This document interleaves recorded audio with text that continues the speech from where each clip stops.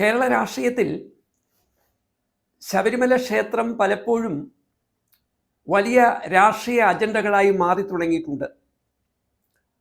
ശബരിമലയിലെ സ്ത്രീ പ്രവേശനത്തിന് ശേഷമാണ് എല്ലാ രാഷ്ട്രീയ പാർട്ടികളെയും സ്വാധീനിക്കുന്ന വിഷയമായി ശബരിമല മാറി മറിഞ്ഞുകൊണ്ടിരുന്നത്. ഇന്നിതാ ശബരിമലയിലെ സ്വർണ്ണക്കൊള്ള വലിയ തരത്തിലുള്ള കോളിളക്കങ്ങളാണ് കേരളത്തിൽ ആവർത്തിച്ചുണ്ടാക്കിക്കൊണ്ടിരിക്കുന്നത്. അതിലേറ്റവും അവസാനം ശബരിമലയിലെ തന്ത്രി തന്നെ അറസ്റ്റ് ചെയ്യപ്പെട്ട സാഹചര്യത്തിൽ ഒരു ക്ഷേത്രവുമായി ബന്ധപ്പെട്ട് ദൈവത്തിന് നമ്മുടെ ഭരണഘടന മൈനർ പദവിയാണ് നൽകുന്നതെങ്കിൽ അതേ ദൈവത്തിൻ്റെ തന്ത്രിക്ക്, പൂജാരിക്ക് മേജർ പൗരത്വ സ്ഥാനം നൽകിക്കൊണ്ട് ദൈവത്തിൻ്റെ സംരക്ഷകൻ എന്ന, ദൈവത്തിൻ്റെ രക്ഷകർത്താവ് എന്ന സ്ഥാനം അലങ്കരിക്കുന്ന വ്യക്തി എന്നർത്ഥത്തിൽ ശബരിമലയിലെ തന്ത്രി ഇതാ ശബരിമലയിലെ സ്വർണ്ണക്കൊള്ളയുടെ പേരിൽ അറസ്റ്റ് ചെയ്യപ്പെട്ട സാഹചര്യത്തിലാണ് ശബരിമലയുടെ ചില ചരിത്രങ്ങൾ ഒരിക്കൽ കൂടി ഓർത്തെടുക്കാൻ നമ്മൾ ഇവിടെ ശ്രമിക്കുന്നത്.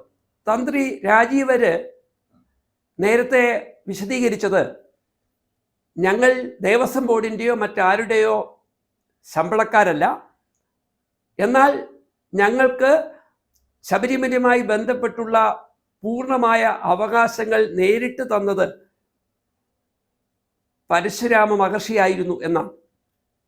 BC 100 മുതൽ ഞങ്ങൾക്ക് ശബരിമലയുമായി ബന്ധമുണ്ട് എന്ന് ഇതേ തന്ത്രി കുടുംബം ആവർത്തിച്ച് പറയുകയും ദേവസ്വം ബോർഡിൻ്റെയോ സർക്കാരിൻ്റെയോ നിർദ്ദേശങ്ങൾക്ക് വഴങ്ങേണ്ടവരല്ല ഞങ്ങൾ എന്ന് സമൂഹത്തെ ബോധ്യപ്പെടുത്താൻ ശ്രമിക്കുകയും ചെയ്തപ്പോൾ ഈ വിഷയത്തിൽ വളരെ വ്യത്യസ്തമായ അഭിപ്രായമായിരുന്നു ഐക്യ മലയരയ മഹാസഭയുടെ general secretary Shri PK Sajeev ഏറെ നാളുകൾക്ക് മുമ്പ് വിശദീകരിച്ചത്.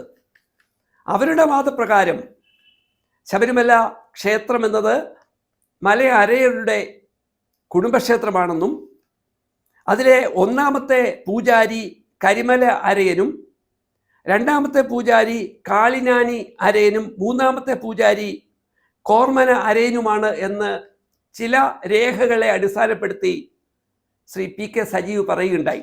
എന്ന് മാത്രമല്ല, അദ്ദേഹം പറയുന്നത് ശബരിമലയിലെ 18 പടികൾ, ഈ 18 പടികൾ എന്ന സങ്കല്പം ഹൈന്ദവ വിശ്വാസത്തിൻ്റെ മറ്റ് പല മേഖലകളുമായി അങ്ങനെ നേരിട്ട് ബന്ധമില്ല എന്നും, ഒന്നാമത്തെ പടി മറിച്ചിട്ട് നോക്കിയാൽ അവിടെ കരിമല അരയൻ വക എന്ന് എഴുതിയിട്ടുണ്ട് എന്നും അദ്ദേഹം പറയുന്നു. മാത്രമല്ല, നേരത്തെ മലയരയന്മാർക്കായിരുന്നു ഈ ക്ഷേത്രത്തിൻ്റെ ഉടമസ്ഥാവകാശമെന്നും അവിടെ അവർ തേനഭിഷേകം നടത്തിയിരുന്നു എന്നും പറയുമ്പോൾ പഴയ ആളുകൾ തന്നെ പറഞ്ഞു പോയിട്ടുള്ളത്, ശബരിഗിരി പ്രൊജക്റ്റ് വന്നതിന് ശേഷം മാത്രമാണ് മകര ജ്യോതിസ് കത്തിക്കുവാൻ മലയരയർ അല്ലാത്ത ആളുകൾ മുന്നോട്ട് വന്നിരുന്നതെന്നും സർക്കാരിൻ്റെ പ്രതിനിധികൾ കത്തിക്കാൻ തുടങ്ങിയെന്നും പറയുന്നു. ഒരു വശത്ത് മലയരയന്മാരുടെ ക്ഷേത്രമാണ് ശബരിമല എന്ന് പറയുമ്പോൾ BC 100 മുതൽ ഞങ്ങളാണ് ശബരിമലയുടെ നിയന്ത്രണങ്ങൾ ഏറ്റെടുത്തത് എന്ന് ആവശ്യപ്പെടുന്ന തന്ത്രി കുടുംബത്തിൻ്റെ പ്രതിനിധി ഇതാ ശബരിമല ക്ഷേത്രവുമായി ബന്ധപ്പെട്ടുള്ള സ്വർണ്ണക്കൊള്ളയിൽ അറസ്റ്റ് ചെയ്യപ്പെട്ടു എന്നുള്ളതാണ് വസ്തുത.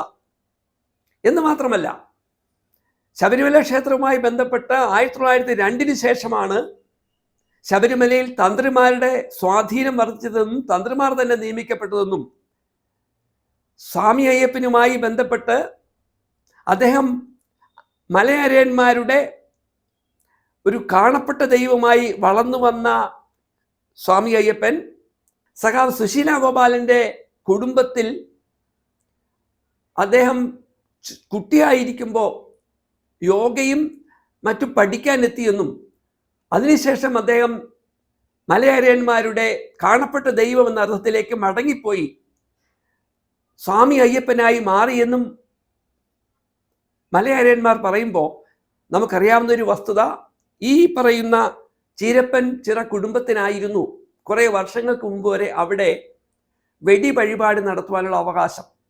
ചുരുക്കത്തിൽ ശബരിമലയുടെ പുതിയ ഒരു അനുഭവങ്ങൾ പങ്കുവെക്കുമ്പോൾ ബ്രാഹ്മണ നേതൃത്വത്തിന് ശബരിമലയിൽ ഏകപക്ഷീയമായി ലഭിച്ച ഒരു മുൻതൂക്കം തന്ത്രി കുടുംബങ്ങൾ ബുദ്ധിപരമായി ഉപയോഗപ്പെടുത്തിയിട്ടുണ്ടെന്നും മറ്റ് സമുദായത്തെ അവിടെ നിന്നും ഒഴിവാക്കിയെന്നും മലയരയന്മാരുടെ പ്രതിനിധികൾ പറയുമ്പോൾ മലയരയന്മാരുടെ നിയന്ത്രണത്തിൽ ഉണ്ടായിരുന്ന ശബരിമലയിൽ ഇത്തരം അനിഷ്ട സംഭവങ്ങൾ ഉണ്ടായിരുന്നില്ല എന്നുകൂടിയാണ് നമ്മൾ ഓർക്കേണ്ടത്. നോക്കൂ, ശബരിമലയിൽ സ്ത്രീ പ്രവേശനം ഉണ്ടായ സമയത്ത് ഇതേ തന്ത്രി തന്നെ നാട്ടുകാരോട് പറഞ്ഞത് ശബരിമലയുടെ പവിത്രത സംരക്ഷിക്കുവാനുള്ള ആദ്യത്തെ ഉത്തരവാദിത്വം തന്ത്രി കുടുംബത്തിനായിരിക്കും. അതുകൊണ്ട് ശബരിമലയുടെ പവിത്രത കളങ്കപ്പെടുത്തുന്ന ഒന്നിനും കൂട്ടുനിൽക്കാൻ ഞങ്ങൾക്ക് ദൈവം അനുവാദം നൽകിയിട്ടില്ല എന്ന് പറഞ്ഞ് അതേ കുടുംബത്തിൻ്റെ ഏറ്റവും ഉത്തരവാദിത്തപ്പെട്ട ഒരു മുൻ തന്ത്രി ശ്രീ രാജീവർ ഈ സ്വർണ്ണക്കൊള്ളയുടെ പേരിൽ ജയിലിൽ അടയ്ക്കപ്പെടുമ്പോൾ ശബരിമലയുമായി ബന്ധപ്പെട്ടുള്ള വിശ്വാസികളെന്ന് സ്വയം അഭിനയിച്ച് നടക്കുന്നവരുടെ കാപട്യം യഥാർത്ഥത്തിൽ ദൈവവിശ്വാസികളെ മാത്രമല്ല, സ്വാമി അയ്യപ്പനെ ഒരു മതനിരപേക്ഷ ദൈവതുല്യനായി കാണുന്ന മുഴുവൻ ജനങ്ങൾക്കും വേദന ഉണ്ടാക്കുന്നതാണ്. ഇതിൻ്റെ പിന്നിലെ രാഷ്ട്രീയ മുതലെടുപ്പിന് വേണ്ടി ശ്രമിക്കുന്നവർ ഈ വസ്തുതകളെ മറന്ന് കേവലം രാഷ്ട്രീയ ആരോപണങ്ങളായി വിഷയത്തെ കാണുമ്പോഴാണ് ശബരിമല മാത്രമല്ല ഇത്തരം ദേവാലയങ്ങളും വിശ്വാസികളുടെ പേരിൽ ഒട്ടേറെ കൊള്ളയ്ക്കും കൊള്ളിവെപ്പിനും കൂട്ടുനിൽക്കുന്നവരുടെ പിടിയിലേക്ക് അമർന്ന് ചുരുങ്ങി മാറുന്നത്.